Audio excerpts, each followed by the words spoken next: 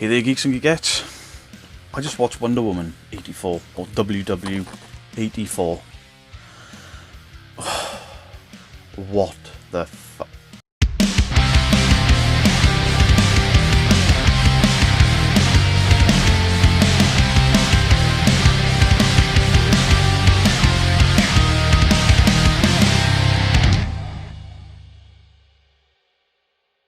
The DC Extended Universe has been in a mess from day one. They rushed to get to an Avengers level event with the Justice League. Some characters were poorly executed. Cyborg. Suicide Squad is not as bad as everyone says it was not a brilliant movie. Justice League is trash. I've tried to watch it 3 times and I think I've fallen asleep every time. That is not good. Batman vs Superman, I actually really enjoyed. Man of Steel, I really enjoyed. Aquaman, a character I was kind of worried about, I really enjoyed. Shazam, I actually enjoyed the Shazam movie. And although it's got its low points, the DC Extended Universe, it can be salvaged. Until this fucking movie. And I'll explain why. Wonder Woman 84 sees Diana Prince, again played by Gal Gadot, or Gal Gadot, reprise her role as Wonder Woman. She's good. Steve Trevor is brought back, and he's good. But I have issues with the way he was brought back. We'll get into that. Blonde comedian that I don't find funny at all. I don't like anything she's been in, and this hasn't changed my opinion of her. And Pedro Pascal. The dude from The Mandalorian. He's everywhere. He's a great actor. Not in this film, he isn't. So the film starts, there's a scene that goes back to her childhood, and it shows her taking part in a competition where she has to learn a very valuable lesson. And that's really cool. I enjoyed that bit. Unfortunately, that's where the film should have ended, because the rest, I'm just not a fan of what they did to the character. We fast forward to 1984. And it shows Diana basically still in mourning after a few years of the passing of Steve Trevor. Some guy gets a rock, he makes wishes. The blonde woman, Barbara, turns into Cheetah, but is shit. Wonder Woman starts to lose her powers. Now, I assumed, wrongly, that Wonder Woman was losing her powers because Cheetah, or the woman that becomes Cheetah, wanted to be like Diana, and I thought she was draining the power, which would have been cool. But the film didn't go in that direction. Her powers were draining because one of the wishes she made a wish, and she wished that Steve Trevor could return. He returns in somebody else's body, but she looks at it, or him, as Steve Trevor. And it serves... They've got good chemistry. Gal Gadot and Chris Pine have good chemistry as these characters. However, this is the second film where he fucking dies. He's died again, and there's supposed to be this big emotional impact, and nope, it did not work because it is the second time you've done it with the same character. Don't do the same thing twice, and in such a quick succession. I wasn't a fan.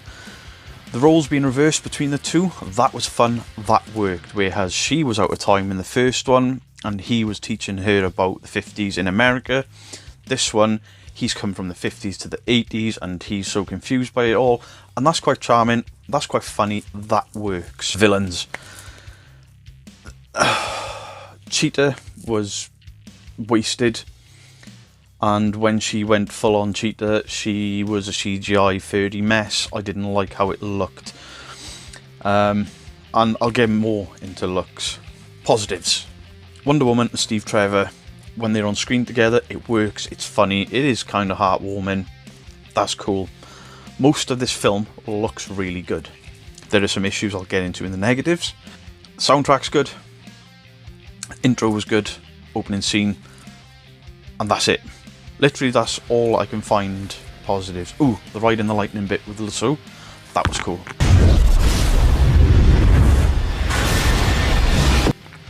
Negatives. Whew, there's a lot. So in this movie, they shit on the rest of the DC Extended Universe, even though this takes place as a prequel to a lot of the DC Extended Universe because it's in the 80s.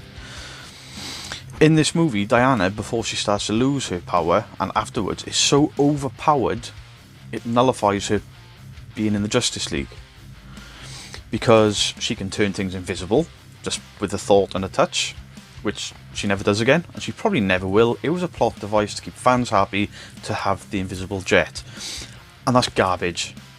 I'm sorry, you shouldn't have done it. The jet should have had some sort of tech that she's built or anything other than suddenly she can turn things invisible. There was a funny scene where she mentioned, I turn my coffee cup invisible. I still haven't found it, but she struggles to turn a coffee cup and then turns a fucking jet while it's moving invisible, just to keep fans happy.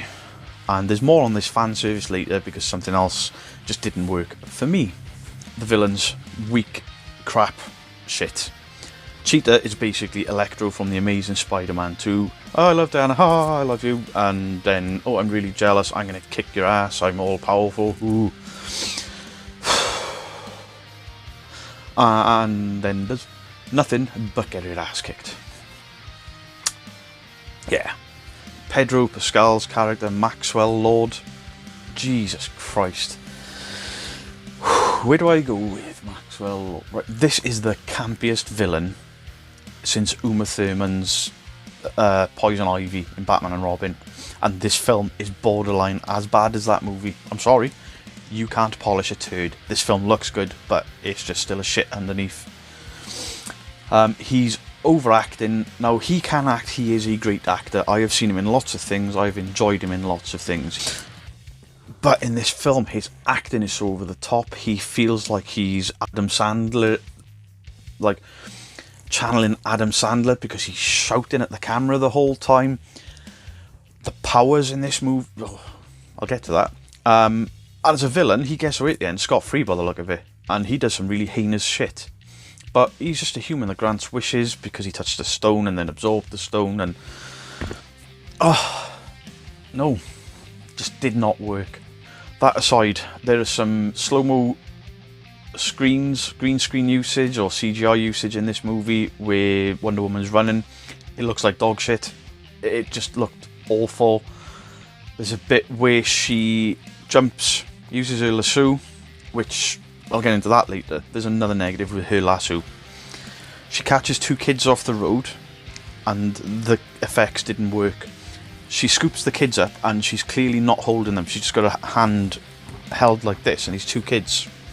The next shot, which is very quickly done, she's holding them, but the way she scoops them up, she just would have flung these kids to one side, and I can't unsee a mistake like that. Then the camera stays on her too long when she commando rolls with these two kids in her arm, and they are clearly rubber dolls because they land like this. So, yeah, that wasn't good. Then there's the wishes. They changed the rules and the law for the wishes all the way through this movie. Do people have to touch him? Do people have to only make one wish, but then suddenly people are getting two and they don't have to touch him because he can use the TVs to make them wish, which is the Riddler from Batman Forever. Nobody liked Batman Forever. I'm not done yet. Wonder Woman's lasso. There's no rules for the lasso in this movie. She can ride the lightning with it, which makes sense. She is the daughter of Zeus. Zeus being the god of lightning or thunder. Cool, I get that, Greek mythology. But this lasso in this movie is absolutely ridiculous. It catches bullets in midair and flings them, and rockets and grenades, and makes people tell the truth, and it seems to extend for however long the plot device is, and that's the biggest problem. The wishes, the lasso, the bringing Steve Trevor back, it's all just plot devices for plot's sake. And it's a mess. I really, really didn't enjoy this film. And my final negative is this film borders on the campiness of the 1966 Batman without having any right to. I love the campiness of that movie and that of that series and the movie attached to it. Burt Ward, Adam West. That's fine because that's what that was designed to look like. This movie, there's a scene in a mall in the beginning where Wonder Woman takes out a load of armed robbers. And the robbers are so campy, they would have been villains in the 66 Batman TV show. But when you put this movie with the other DC movies, it doesn't fit. It would have fitted in Shazam, because that was a campy movie, but that was a camp movie from the outset. The Wonder Woman movies have been gritty, or the movie Batman vs Superman Justice League, she was a more gritty character, and in this, it's just like somebody's turned the camp up to 11. Pedro Pascal, his character is turned up to 11, and it is all over the top camp, and it's shit. It does not fit with the DCEU. Neither does her random power surges. It doesn't fit with what's going on later when she's fought bigger threats. Also, in the DCEU later, she has not been seen since World War One. That is canon, that is in the story. In this, she saves the world on TV for everyone to see. It undoes everything. And the last part of this movie is just old Pedro shouting and rah. Everyone in the world unwishes what they've done. That takes his power away. He gets away scot-free. And, you know, Wonder Woman, the powerful Wonder Woman, is sat in a corner crying like a little shit. I don't like what they did to her. I don't like what they did to the main villains. Cheetah just looked into the sunset, and that's probably the last we'll ever see of her. Just, wow, this film was a dumpster fire. I have seen some reviews after I watched it, because when I finished the movie, I was like, I literally rolled my eyes about 5 times in this film. Like, oh, that power is stupid. Can't be acting. It was just, I kept reaching for my phone. I went to cinema, I wouldn't. At home, I try not to.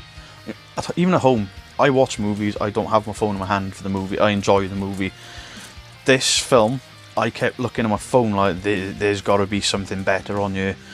I'm pretty sure there's going to be a YouTube video I need to look at rather than this movie. And it's a shame, because the character was done well, as far as I'm concerned, prior to this dumpster fire. So, out of 10, I'd give it a 5. It's an average film with over-the-top special effects that don't always work or look great. They've annihilated characters they've built, and yeah. So, let me know in the comment section down below what you've thought of Wonder Woman, if you've seen it yet. I wish I hadn't, if I'm being completely honest. I waited ages for this. They've blown it up as even bigger and better than the first, and critics apparently love it and think it's going to be bigger and better than the first, and it's just such a massive letdown. There was an after credits scene, and it featured Linda Carter reprising her role as Wonder Woman. So is the multiverse now live? I don't think it is. So how the fuck is she in there? Unless she's playing a different character altogether, which is cool, but it was just fan service that took me out of the movie again. And it happened a few times through this film, where things happened that took me out of the movie, and I'm like, ugh, don't take your audience out of the movie, it ruins it for people. So I've rambled enough. I'm guessing a lot of people are going to like this movie more than I did, and that's absolutely fine. I hope you did enjoy it. I just thought it was shit. I've been the Bearded Geek. Like, comment, share, subscribe, all that good YouTubey stuff. I will catch you soon for a review or an unboxing. Goodbye. I don't want to be like anyone. I want to be an apex predator. You